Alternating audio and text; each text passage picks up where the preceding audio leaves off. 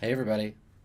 Welcome to episode 2 of Office Hours. What is Office Hours, you might ask? Well, Office Hours is the show where I answer your questions about game mastering, dungeon mastering, space mastering, whatever you like, 1 hour at a time. It's usually about 3 questions. I like to give these questions a bit of a room to breathe. Thanks for coming. I'm your host, Adam Coble. You might recognize me from such shows as Roleplay Swansong, Roleplay Mirror Shades, The West Marches, or as the GM in residence from Roll20.net. So how this works is over the course of while we were getting the show set up, beautiful human beings, beautiful fledgling or expert GMs like yourselves, you've gotten together and you've visited my website and you've filled out a form and you've recorded your beautiful voices for me. And I've picked 3 questions that I'm going to cover today. And I'm going to try to impart my specific advice to your specific questions. I feel like what often happens when people go looking for GMing advice, you get these sort of cracked.com style lists, right? 10 things you can do to be a better game master. 5 things that every GM should know. This GM tried these 5 hot tips and never looked back. Click here to find out what happened. So, what we're trying to do here with Office Hours is be specific, right? Answer questions about specific stuff. And so, as I always do before we start the show, I'm going to remind you that usually, if you're struggling with something, role-playing game-wise, you're the GM, you're having a hard time, usually the first 2 things you want to do, and I'm sure by now you're ready to go, you know the answers. The first 2 things that you want to do is talk to your players. Right? Your players are human beings? Talk to them. Maybe you can talk the problem out. Maybe that's a thing. Second, make sure you're playing the right game, because not every game is good for every situation. Those 2 things, most of the time, will save you from whatever problems you are having. If they don't, well, that's what I'm here for. So today, I'm really excited. I got 3 questions I've been looking forward to answering. I think they're a nice variety. So thank you for submitting questions. Before we get started, if you want to submit your own questions, go to www.adam-coble.com/office-hours. Fill out the form. Record a question. I will answer it, hopefully. All right. So let's see what we get today. Let's start with a good one. They're all good ones, but this one I think is a good starting question. I think this is a nice introductory question. Hi, Adam. This is Kelsa. My question for you is kind of complex. When you're introducing a new system to your players, where do you start? With the mechanics, the setting, the style, the types of stories it can tell, or something else? Also, does it make a difference in your approach if you're teaching it to someone who is new to RPGs, or if you're working with someone who's an experienced gamer? Yeah, that's a question, isn't it, right? So there's a couple of things that I want to talk about here. Now, I'm not going to just straight up answer the question. I'm not going to be like, here's the thing I do, okay, move on. This is not lightning round stuff. This is a great question, because what'll happen, and I'm gonna tell you a little story. I'm gonna go on a digression here, and this is how these things go.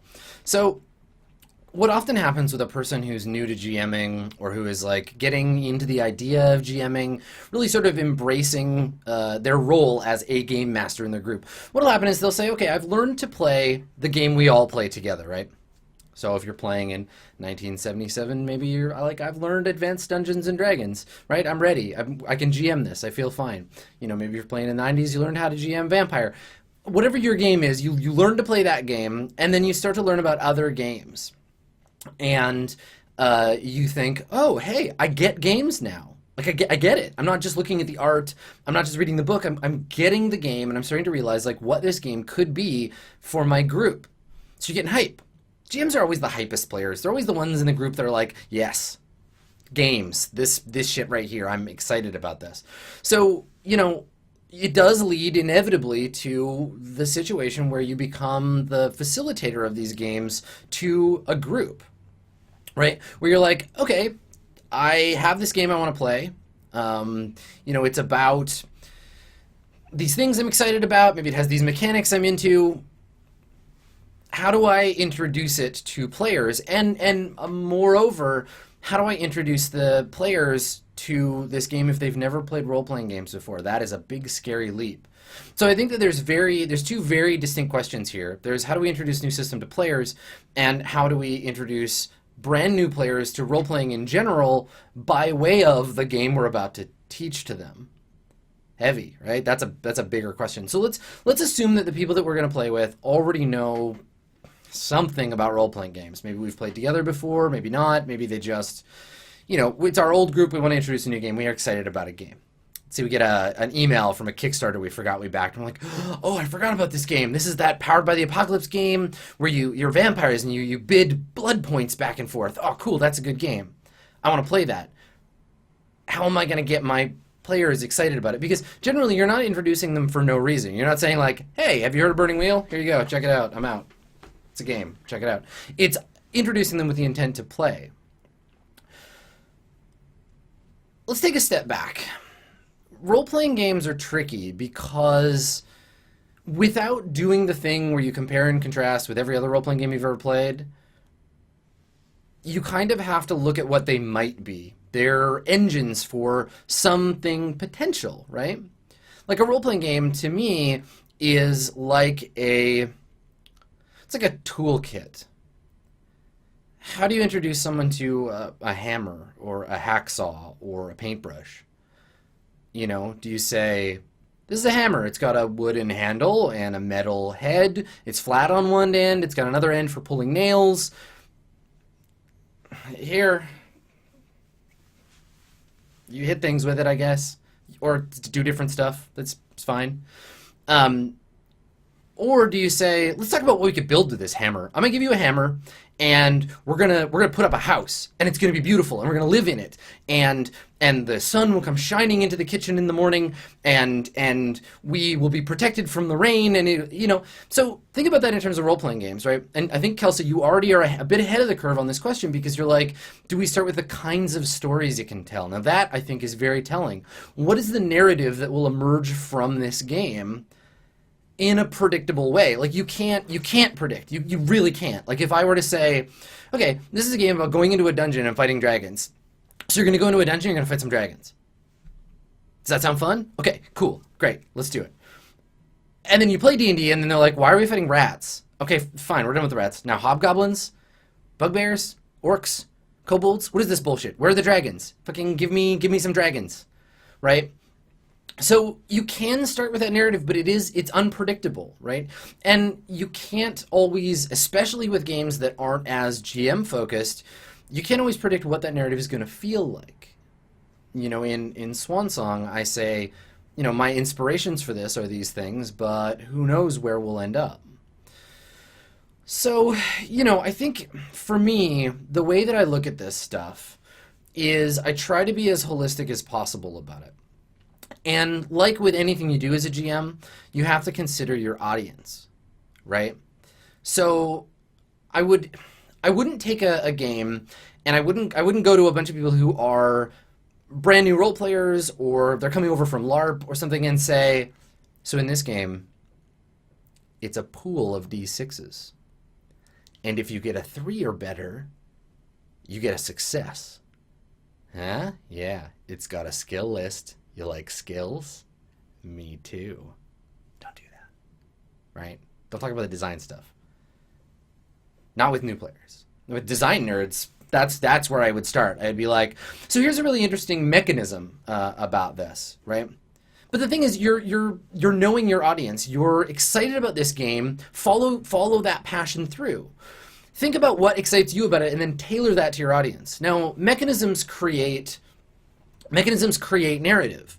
So if you have a game whose mechanisms encourage intense characterization, you could say, hey, guys, I know we're really used to playing a game that's sort of about this overarching plot, but why don't we try a game that's all about the characters? The game's going to give you these tools to make really cool, interesting characters. And the game's going to be all about them, right? You can do whatever you want in this setting, and the game is going to let you build characters that are all about that kind of story, if that's what you're excited about, right? And if you're excited about the mechanisms, but the players won't be, find a way to tell them what those mechanisms will do. It's the hammer and the house thing. If you're going to someone who forges hammers for a living, you're going to a blacksmith, then sure, talk about the hammer like as a tool. But talk about what they can do with the hammer, right? Talk about what the game will create on a broad level and get stoked, right? I mean, shit, go watch my Burning Wheel video. You can see me doing that. That's me trying to get excited in a very broad way about a specific role-playing game that I love. I want you to love Burning Wheel for the reasons that I do. I also want you to understand it so that if you're like, that doesn't really sound like much fun. Like, I'm not comfortable characterizing the whole game. I'm not super familiar with how these rules are going to work for that. And I feel like I would rather take a step back and play something a little, like, more sort of pawn stancy. I'd rather have, like, 6 or 7 different characters and not really ever focus on one. So those are things that you can do when looking at how you approach your audience for introducing that game.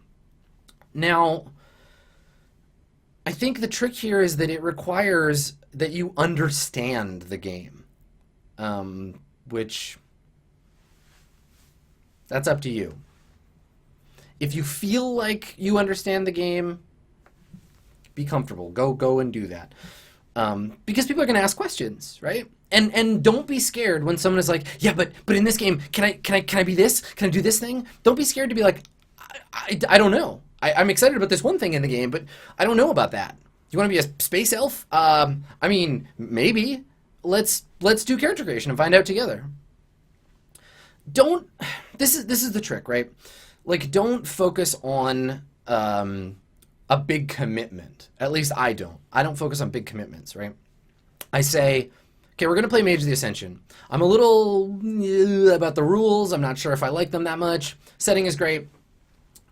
Here's the base amount of information you need to get excited in the way that I am. Here's the minimal amount of stuff you might need for Mage. We're going to play the game by the rules, and we're going to commit to 10 sessions. You don't have to do that. It could be 1. It could be 5. You understand the rules. You understand the game because you love it. You're excited about it. Lean on that inspiration, right? So don't expect full campaign level buy-in. Don't say, okay, we're going to play a 52 session game of this, and by the end of it, oh man, you're going to love it as much as I do, but it's going to be miserable until you get there, right? Give them some space. Offer possibilities in that space. Say, we could, in that space, discover these things about the game. We could learn this stuff that we might like. And you'll know. We'll check in. Checking in. It's important for people playing new games. And then lastly, the thing that I do, no matter what, just no matter what, offer media inspiration. And we'll talk more about this at the end. Last question's all about this shit. Offer media inspiration. So tell your players, I like this because it's like this other thing. Or I like it because it's like these things. And go outside role-playing games, right? Because as soon as you're like, look, we should play DCC because it's like 3rd edition, but it's also like basic. And it's like these things and those things. And it can be awkward trying to, because the way you, then you're introducing 6 or 7 games to them, even if they're familiar with it. Go outside of games, talk about media, talk about general stuff. So again, with Mage, I said comic books. Comics are my main inspiration for the way I envision this campaign. There's a couple of movies I think are appropriate. If you feel like watching them, cool. If you've never seen them, that's cool too. Put together a pitch based on other stuff they're gonna understand. And this is what I do with new players all the time. Always, always, always, always. And this is a skill that I've had to develop not just for new players, but for explaining role-playing games to the Twitch audience, right? Because some folks, maybe you've never played a role-playing game before you watched roleplay. Maybe you didn't know there was anything other than Dungeons and Dragons. And that's okay, that's cool, but, I've learned to develop this, okay, you want to play Blades in the Dark. People are like, well, what's Blades like? I'm like, it's like The Wire meets Dishonored. And then if they're like, I don't, I've never seen those things, have some backups, you know? Be like, it's like this other game you might also know, or it takes inspiration from this thing. And, you know, you can pitch it in a way that you'll find things to hit on, break down those inspirations, and talk about what the game could be. Because for me, ultimately kind of going back to that whole idea of understanding the game and looking at it as a tool set, talk to them about the kinds of art you want to make together. Because the narrative that you're creating, that's the art. That's where that magic comes from, right? Inspire with media, offer possibilities, know your audience. Talk to them about the things you think they'll be excited about. And as an adjunct, step 0, just get stoked. Get stoked. That's a good rule for role-playing games in general. If you're not stoked, don't do it. Get stoked. Allow yourself to be excited. So let's take a look at our second question. This one's a nice specific one, and if you've heard me talk about role-playing games before, I think you're gonna like this one. Hi, my name is Zach. I'm a recent subscriber, but I've been a longtime fan. In my role-playing games, I've struggled to create fright through horror, and I was wondering if you had any tips or tricks to making a role-playing game scary. Your advice would be most welcome. Thank you. How do we make a role-playing game feel scary? How do we do scary in RPGs? I mean, God, it's really hard. Like top level, maximum effort, like so hard. But you know what? It's not just scary that's hard. Making games funny is really hard. Making games feel like anything is so hard. And we'll talk a little bit about why. This is, gosh, you know, you can do gross. That's easy. Gross is easy. Creepy? Yeah, not that hard. Violent? Gory? Those are easy. Sexy? Not so much. Scary? Definitely not as easy. Funny? Very hard, except by accident. So, there's a couple of things here. So here's the thing. Look at the game first. Look to the role-playing game you're playing. It's very hard to make some games scary. Some games, just if they won't be, right? Because ultimately fear is based on loss. Fear is based on what you are losing if something goes wrong. The tension of the moment mechanically comes from, if I fuck up, what do I lose? Right? So, how do you make the game scary mechanically is looking for a game that has things to be scared of losing, right? Like you can make here's the scary thing about Dungeons and Dragons, right? In D&D, what we fear is lost progress. We fear lost time in a way. Because especially if a version of D&D you're playing takes time to make a character, you end up in this situation where, okay, cool, I've invested 4 hours or whatever in making my character. I've played for 26 sessions. Jesus Christ, if something goes wrong and I die, that's loss. I've lost that time. So the closer you get to that loss, the more that sense of fear mechanically ramps up. So understand the game, right? And often what we have here, the easiest ways that a game will create fear mechanically is a loss of character, right? A loss of being able to participate, right? You're fired. Get out. Rip up your character sheet and go home. See you later, Marcy. Take Blackleaf's corpse with you. Or loss of agency. So the loss of agency thing is about you don't get the one thing that as a player you are entitled to.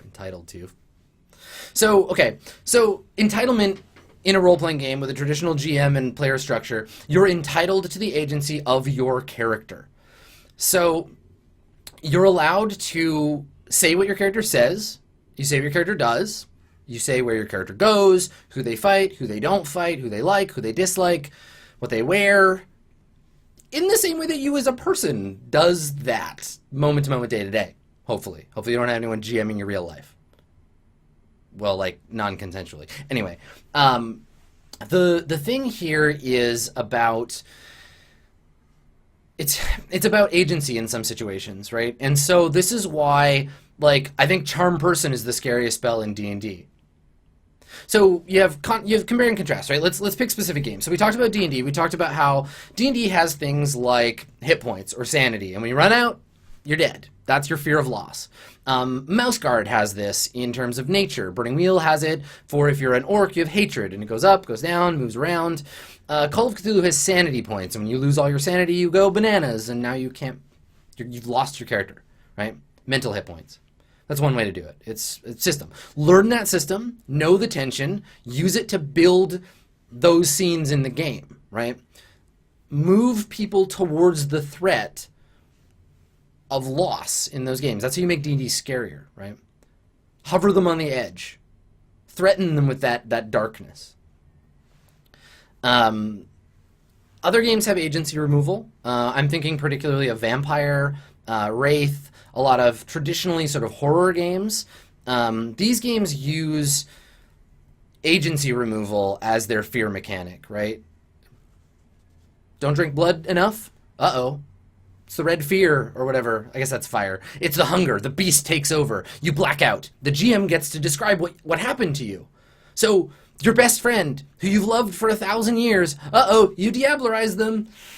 You lost agency. There was that fear of, what will I do? What will the GM do with my character? Now, loss of agency, in my mind, is a lot scarier. A lot scarier than a loss of character. Because your character dies, I mean, fuck it, get a new one. Right? It'll suck. You know, it's going to feel bad. But you'll get a new character. But if you're playing a character who's taken away from you and then given back to you with blood on their hands, and you're forced to deal with the situation, that's a loss of agency.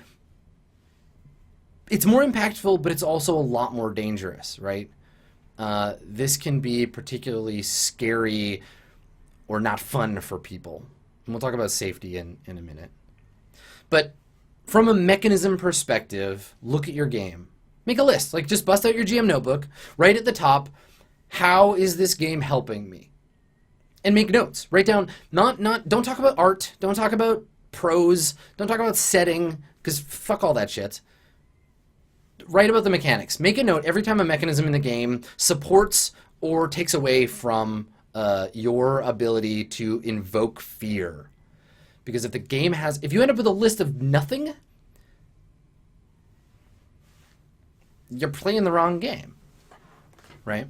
So think about that. How does the game engender fear? How does that happen? What is the game doing to create fear and horror and terror in your narrative? I want to point out, because every time I talk about scary games from a mechanical perspective, there's a game that I quite like that mechanically creates a sense of tension. And the breaking of that tension, the rebuilding of the tension, the ebb and flow. There's a game where if you're struggling with your game and you want to try something else, a game that's built on the idea of fear, try Dread. Now, it's not perfect. It might not be the horror game for you. But in terms of a very visceral experience at the table, Dread can help. Dread can be really helpful. Because the thing with Dread is that, so Dread is you play Jenga. There's a Jenga tower, and whenever your character wants to do something, the GM says, pull 1, pull 2, pull 4. And you're removing blocks from the tower, and it functionally controls the narrative, and when the tower falls over, there's a break in that tension, your character dies, right? And then you build the tower up again, and the break in the tension stops, and you pick it up again. So Dread played well.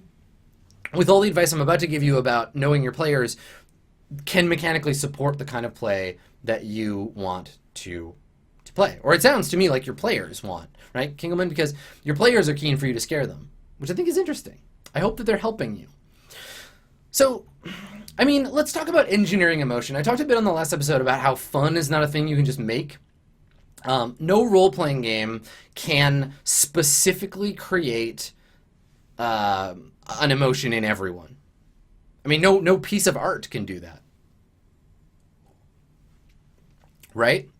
Like, you can't make a painting where you're like, everyone's going to be sad when they see this painting. You can't write a song that's like, everyone's going to be happy when they hear this song. You can't. It's not possible, because we're all different and we all experience emotions differently, and things like fun and happiness and fear are different, right?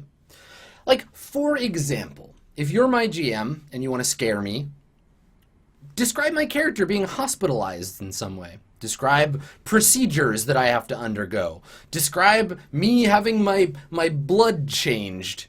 I'm gonna fucking squick right out. I'm getting sweaty thinking about it. But don't do it without my permission. So talk to me first. Talk to your players. When your players say, my players are keen for me to scare them, when you say that, when they say to you, hey, scare us, give us something we want a tense, frightening experience, you can do that by asking them, okay, cool, so come here, come with me. Like, let's go in the other room, away from everybody else. So what feels scary for you in a game? What's a safe amount of scary? Right? This is such an important discussion to have when you're trying to make a game that pushes emotional buttons. Because what you think might not be that scary, if that's ramp up stage A, it might be stage Z 5000 for them, right? We don't know people's internal world that well. There's lots of tools. I'm not going to go into the details of them. You can look up lines and veils. You can look up X cards. I prefer just talking to people before the game and acting like you are humans having a conversation about something, and if someone gets weirded out and wants to go, nope, can we move on? I want to be scared, but this is not this. I don't feel scared. I feel grossed out, or I feel a feeling I don't want to feel. It's fine. You're players. Someone can say that. Have the conversation beforehand, and just be willing to not be shitty to each other. Right? It's easy. I just ask to move on if that happens. But the point is that fear, like any other emotion, is ultimately about watching your players, talking to your players, understanding what makes them feel that sense that they want, and then finding ways to incorporate that into the game. You know, like if you've watched Mirror Shades, I know what makes some of those players squirm. Dodger particularly, right?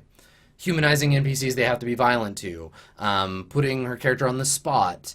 Those things make her feel tense in play, and I've got her permission to play it that way, right? Now, the trick here is that you can't scare a character, right? You can't. Your characters don't exist. They're not real. Like, I'm sorry. Again, your character's not real. I know. It's hard to accept, but so your character can't get scared. So if you say, like, I'm like, all right, my character is scared of clowns. And the GM is like, okay, cool. So you drive up to the warehouse and you open the door. And when you walk into the warehouse, clowns, everybody. There's clowns everywhere. They leap on you with their clown knives and they tie balloon animals around your face. Like, the character, you're going to portray a scared character. You're going to be like, oh, my character freaks out. But I'm probably not going to be like, oh boy, clown fear. Sorry if anybody has a fear of clowns. That's real. They're gross and creepy to some people. But the point is that you have this fundamental responsibility because you're trying to scare the player. You know? You're not trying to you can't scare a character. Because it's just, I mean, it's all make-believe, but people's feelings come from themselves, not necessarily from their characters. You can be scared of things that are happening to your character, and this is where the whole D&D fear of loss. I have that. I have mad fear of loss. I don't want to lose Dr. Grigori. Dr. Grigori is my best buddy. If you're watching this after he dies, just, like, shed a single tear for me and, like, leave an F in the comments. But the point here is that like, knowing the system, knowing the tools that the system will give you to mess around with your players mechanically, because if it's not in the game, you got to do it all yourself. And then from there, carry on to creating an aesthetic of fear. Now I'm gonna be maybe this is unpopular. Maybe this is gonna be like an unpopular thing to say. But there's a lot of dumb tricks that people try to tell you to like invoke fear. They're gonna say like play spooky music, light candles, drape a red cloak over your table, stand up when you talk, hold a flashlight under your face, wave a prop knife at some. It's all horseshit. It's just it's horseshit. It's total horseshit. Creating an environment of buy-in is important, but all that other stuff is crap. In my experience, that's why you're here. You're here for my experience. Maybe for you, that's not true. Maybe spoopy music does something for your group, but like, it just feels so theatrical and like pointless. Like if my GM like sits down at the table with like a cloak on and scary makeup, I'm just gonna giggle. I'm just gonna be like, cool, you're scary. Irony has killed our ability to take anything at face value. But what we can do is be earnest about our intention, right? We can say to each other, hey, this is a serious game. Are we all buying in to this being serious?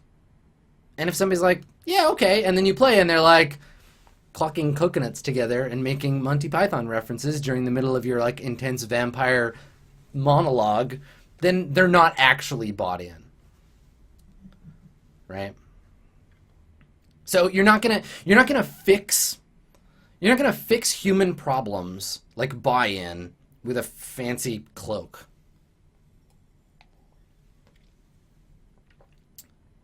So, you know, I mean, try it if you want, but it's not going to necessarily help. It's going to create a sense of theatricality, but it's probably going to be funny and not scary. So I guess the thing is, when your question, to really like the core of this stuff, to answer your question, when your players say, hey, scare me, and you're like, boo, and they're like, ha, thanks, let's go play D&D. You know, when they ask you to scare them, say how. Ask for help. Right? Because you can't do it on your own. You don't know everything that scares them. Talk to them about the line between player and character. Talk about, you know, where's that space? Because we all have horror stories about someone trying to be scary and it being funny, or trying to be scary and it being gross or creepy, right? You know? So keep in mind, your experience is not the same as the experience of the people you're playing with, and understand their experience. Understand the game. The game will help you. If the game doesn't help you, pick a different game. So that's it. That's my thought. Kingleman, thank you for your question. All right, so we got one more question that I'm excited about, because this one's real close to my heart, and I thought it was an interesting way of asking something that I've definitely been asked before. So let's see what this question asker has to say. Hi, Adam. It's Michael, or MTO2424 on Twitch. I was wondering, do you think it's beneficial to give your PCs access to the inspirational material you're using to help develop the campaign they're a part of? It's a good question.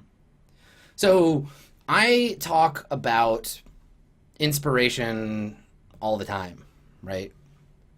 I talk about watching anime, watching movies, watching TV shows, reading books, reading manga, looking at paintings, looking at sculptures, going for a walk, talking to your friends, sharing human experiences with other people, thinking about stuff, writing. Like, there's a broad and exciting universe of media out there, and it just keeps getting stronger and bigger, and like there's just so much stuff to absorb. And of course, we buy into that stuff for our role-playing games, right? Of course we see inspiration. Like, I think the most basic piece of inspiration is art in a role-playing game, isn't it? That's all it is, right? Like, if it weren't for art and layout and graphic design in a role-playing game, we would just have shapeless blocks of text imparting rules to us. So flavor text, comics, that's a place to start, right? So, you know, of course, we all get that experience, because theoretically, and I'm talking very specifically about theory here, because players... Okay, I'll start with this. So players are trash. I mean that like mostly jokingly. Players are total shit. They don't watch or listen or read anything you tell them. Literal garbage. You could be like, I've created this perfect playlist, this perfect Spotify playlist that if you listen to it will impart to you 100% of everything I believe in as a person and as a game master. It embodies literally everything that I love about this game, and if you listen to it, you and I will be on some deep spiritual level. And you'll give it to them, and like a week later, you're like, hey man, did you listen to that playlist? And like, a new an album by a band I like came out, and I was like listening to that, and then like there's a new episode of Serial this week, and like, hey, did you see that trailer for Daredevil? And you're like, why? God, because you're a GM, you care about stuff. You care about stuff, right? And you see this. Like player buy-in and GM buy-in isn't the same. It's fine. I'm mostly just fucking around. But the point here is that like most of the time, given enough time and enough games, enough experience, players will not buy in to the extra game stuff. Do not expect them to. So ask the question first. Be like, hey, so I'm thinking about making a playlist for this game. Would you be interested in listening to that? Is that a thing that would help you, pre-characterize it all? So I guess the sort of like pre-answer to this is make sure it's worth it first. God, because like, so I was on a panel at PAX South, and somebody asked me about props. They asked all the panel about props. Should I make props for my game? And I was like, nobody's got time for that shit. You got to run a game and live your life. So don't focus too hard on putting together a broad cavalcade of inspirational information. Hit the key tones at the beginning, and if they haven't seen it, then they're listening to it. Whatever. The game should theoretically help you impart that tone at the table. Now, some designers, for example, my dear friend John Harper, some designers will do that hard work for you, right? I think that more and more designers are becoming less and less scared of showing their influences on their sleeves, right? Like, let's compare and contrast Blades in the Dark to Dungeons and Dragons. D&D has a reading list, but never outright says, like, this is that, right? Like, I've stolen from this thing. I love it so much that this is my homage to that thing in a lot of ways. D&D is like, you should read these. Nudge, nudge, wink, wink. But they don't tell you, like, Iron Stones are from this, alignment is from this book, these things are from that thing. So you don't really realize it unless you read the several thousand books that are in that. Eclipse Phase has the longest list of books and comics and movies, TV shows I've ever seen in a role-playing game for inspiration. So look to the game first. That stuff, yeah, Appendix N, that stuff is absolutely like player level information in the same way that art from the book is. So don't even think about that. People might or might not look at it. I would say that it kind of depends beyond that whether you are getting your inspiration for an aesthetic. Here comes the aesthetic talk. It's coming. You watch me play Firewatch. You watch me play Darkest Dungeon. We're going to talk about aesthetics. So you're either looking for aesthetic observations that you can carry off into your game, or you're looking at narrative inspiration. And narrative inspiration is a little bit tricky in that regard. But so aesthetic stuff, always share aesthetics.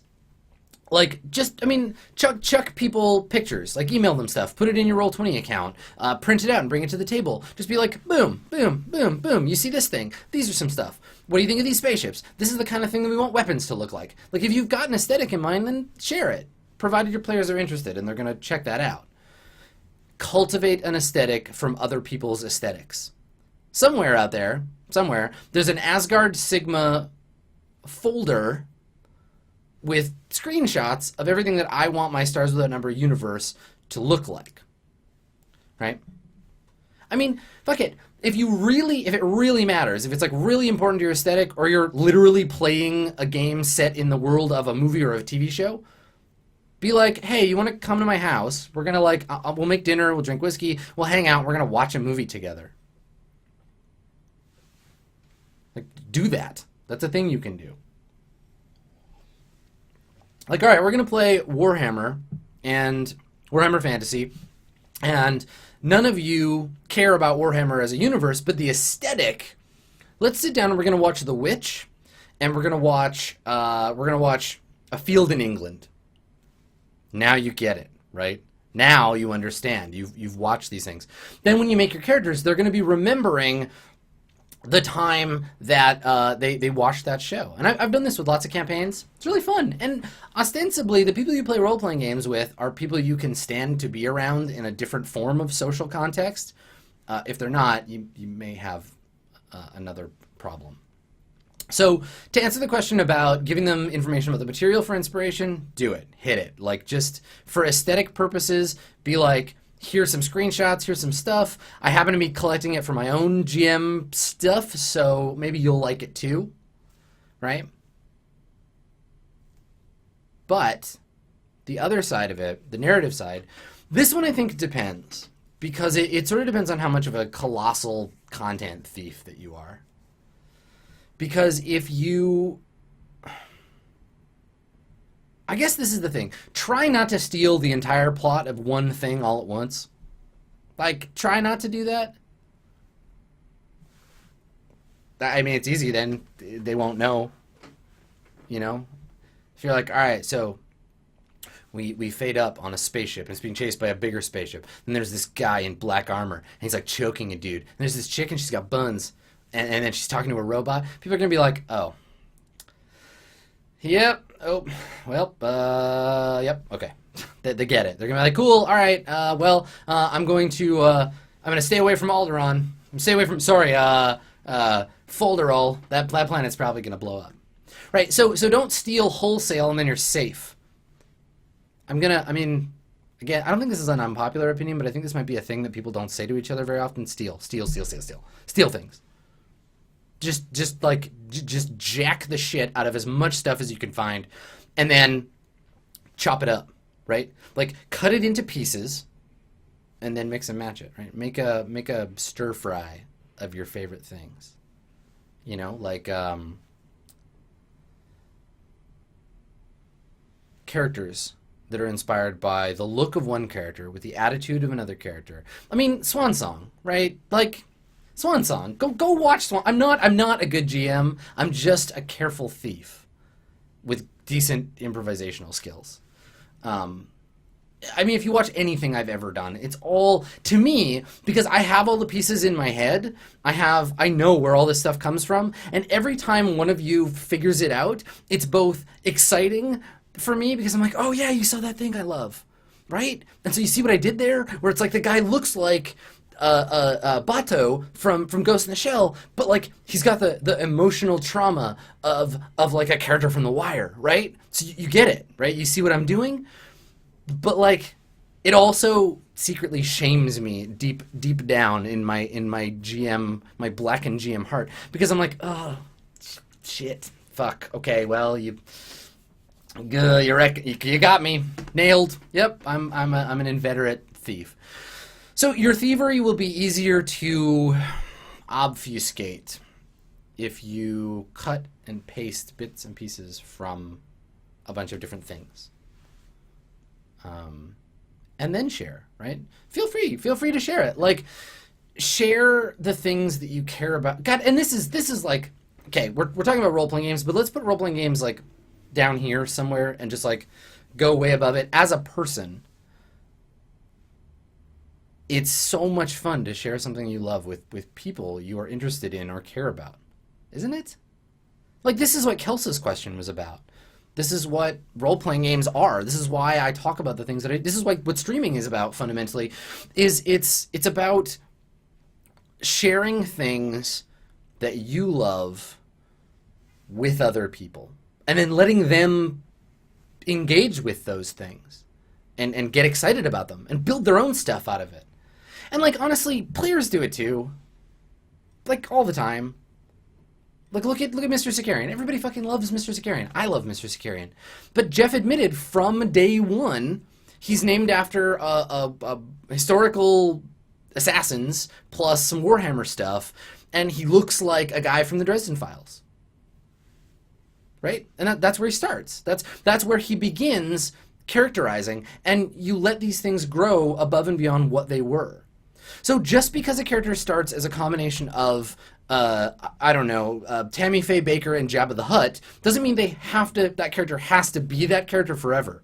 Let them grow organically based on the stuff. This is why I was saying be a thief, but with decent improv skills, because you are allowed to change that source material. You're allowed to let your players change that source material too.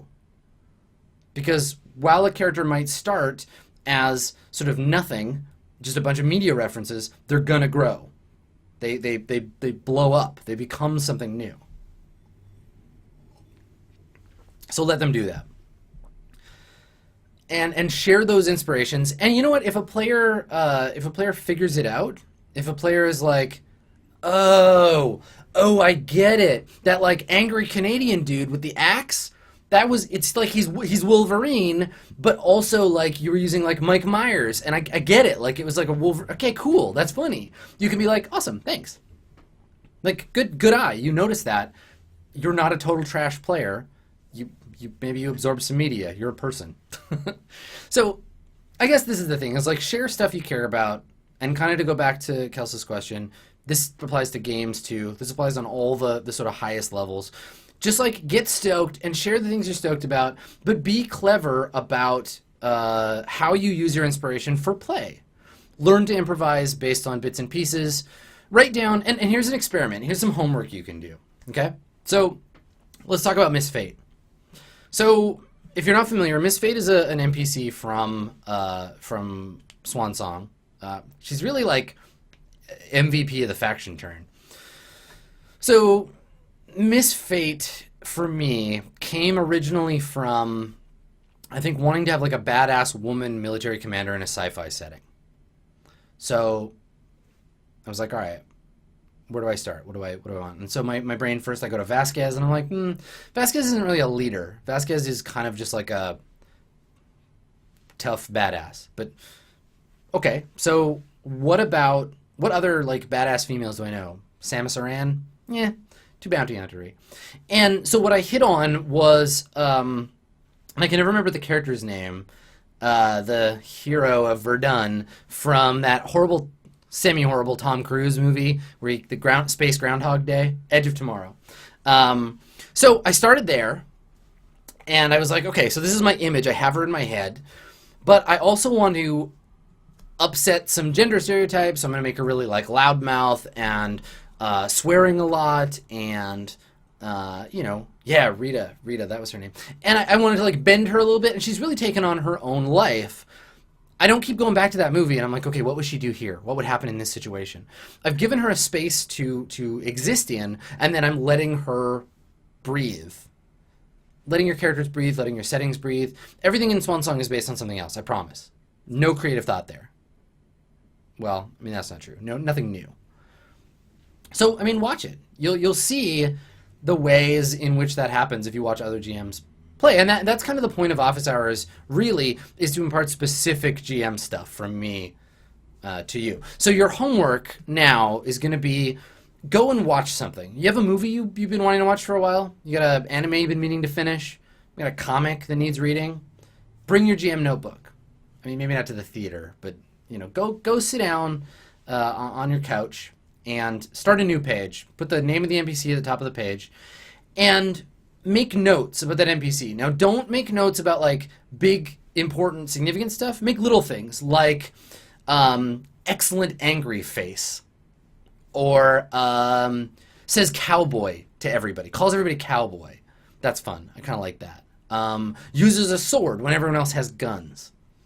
And so start there, and then do it for another character, and then do it for another character, and do it for another character, and then you'll have a list that you can either mix and match on purpose, or just, make a random table. Just pull some things. So, you can do this to create NPCs. This is a nice, easy way. People have done all the work for you. There's all kinds of archetypal stuff going on. And the ways that we bend and break archetypes, and this is how we avoid stereotypes, is by saying, he's like this, but that. He's like this, but that other thing. He's like these things, but not this. He's a space Canadian, but not polite. He's like Wolverine, but minus the drinking. He's like Cyclops, but not as whiny. She's like Storm, but with a different haircut. She's like this character, but from a different culture or climate, or like this, but with this person's personality. So do that. Steal shit. Mix and match. Improvise. And that, for me, is how that stuff gets born and also insulates you from being stereotypical and having to fear getting found out, which I think is sort of the ultimate thing here for this question, right? Like, you don't want to show off a narrative in a piece of fiction that will give away your secret plans. Which we'll talk about secret plans in another episode. But I hope that answered your question, MTO, because that's kind of, for me, the main struggle. So yeah, these are the questions we answer today. 3 at a time, about an hour apiece for each episode. This has been episode 2 of Office Hours. As always, if you want to get involved, go to www.adam-koble.com/office-hours. Hit up the Office Hours command right there in Twitch chat. If you're watching this on YouTube, pop over to the website, fill out a question on the forum, give me your beautiful, beautiful voice, and maybe next time I'll answer your question. The more specific, the better. I love them specific. And if I don't know the answer, maybe I can find a guest who will.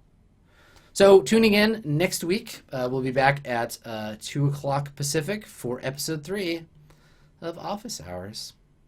Thanks for coming, everybody. Have a good one.